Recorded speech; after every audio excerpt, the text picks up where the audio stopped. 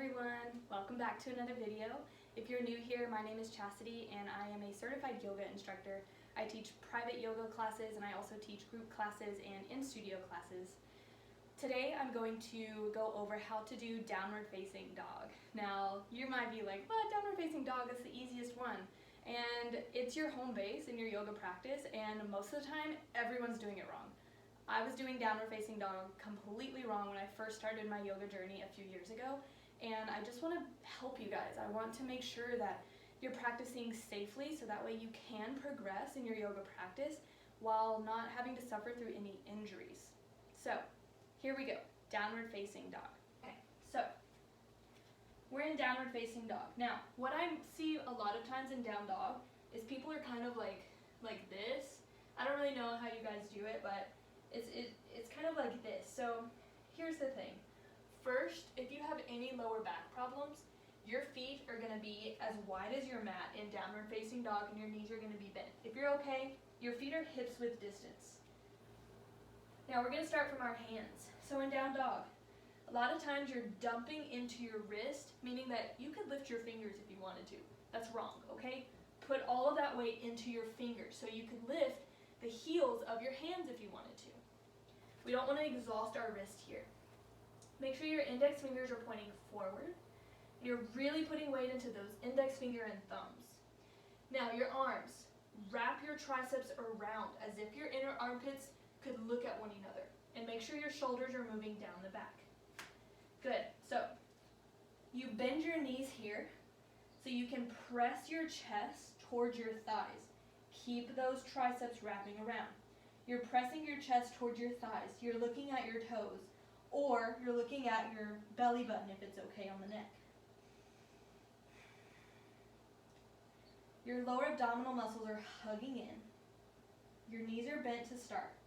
Now imagine that you had two strings attached to your sits bones and it's pulling your sits bones up to the ceiling. Now, can you guys see that? So before I was here, I was pressing my chest through the thighs, towards my thighs, but that was it. Now, if I pull my sits bones up towards the ceiling, I get more length in my lower back and it feels so good. Okay, from here, you can keep your knees bent if you're really tight in your lower back or your hamstrings. Or you eventually will start to straighten your legs and eventually your heels will start to find your mat. Pressing your chest through the thighs, pulling the sits bones up. Good, your toes are pointing forward. Your inner thighs are wrapping inwards as if your knees could look at each other, but you're not going that extreme. It's just a little bit, okay? As if someone was behind you and they were wrapping your inner thighs towards them or towards that back wall. Now check in with yourself. Check in with the weight in your fingers. Check in with the triceps. Check in with those sits bones, the chest, the navel. You're nice and long in your down dog. Okay? That is how you do a correct downward facing dog. If you do it correctly and hold downward facing dog for a minute or two, you'll come out of your downward facing dog sweating because every muscle in your body is working. Downward facing dog is your home base in your practice, but it is not a place of just complete rest. If you ever need to skip downward facing dog, you come to a child's pose. Child's pose is my favorite yoga pose. It is always acceptable in my classes. Okay. Another way to modify your downward facing dog is to just keep your knees bent. When you keep your knees bent, it actually helps you to press your chest towards your thighs and pull your sits bones up to the ceiling even more. Okay, it's very easy to find with your knees bent. Now we're going to talk about coming out of our downward facing dog to a forward fold at the top of our mat. Okay, so I'm in my downward facing dog here. Now maybe I need to keep my knees bent, all right? So to come out of it, I like to say inhale, lift your heels. Exhale, bend your knees slightly. A lot of times what happens is people just bend their knees like very drastically, okay? That's not what I mean. Bend your knees slightly. Keep pressing your chest towards your thighs. Keep pulling the sits bones up to the ceiling. Just look in between your hands. All right, so what we're gonna do is we're gonna step one foot forward, then our other foot forward, forward fold.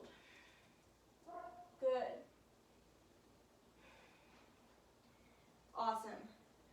So if you're someone who likes to hop forward from downward facing dog and you know how to do that safely and you know how to engage your bandhas to do that, you hop forward, hop back to plank. It's all groovy. Now I do want to talk real fast about hopping to plank pose. So this is for advanced yogis. If that's not you, feel free to still stay and listen, because that might be you one day and you're going to need to know this information. So say I just did Urdhva Hastasana. I exhale, fold over my legs. Inhale, I lift up halfway, and I want to hop back to a plank pose because I see all the yogis doing that. The biggest mistake you can make is hopping back to plank with straight arms.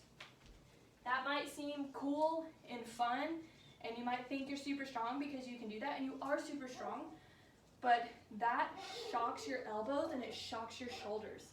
And so over time, if you keep doing that, if you keep hopping to plank pose, your elbows are going to snap or you're going to have severe shoulder injuries, okay? So what you do to feel even more strong is you hop back to chaturanga, all right?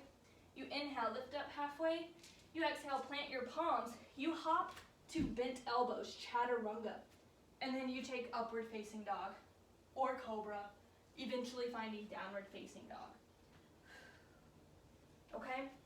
So if you're going to be a hopper in class, just make sure you're hopping to those bent elbows if you're hopping back.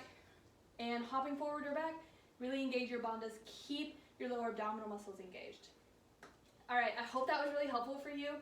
I know that might have been a lot of information, but I just want to make sure that you guys are practicing safely so you can practice for a very, very long time. All right, again, my name is Chastity. If you have any questions or comments, feel free to leave me a comment on this video and I'll be sure to get back to it and respond to you.